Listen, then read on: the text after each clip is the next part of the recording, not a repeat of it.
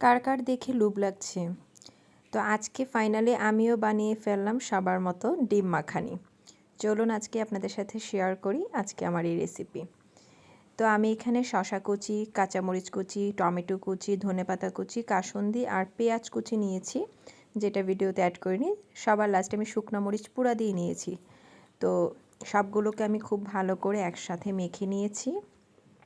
শুকনো মরিচ চাইলে আপনারা ভেজে দিতে পারেন। তারপর হচ্ছে প্রাণের একটা তেঁতুলের চাটনি নিয়েছি, এটাই হচ্ছে মেন স্পেশালিটি। তো সবগুলোকে একসঙ্গে ভালো করে মাখিয়ে নিলাম।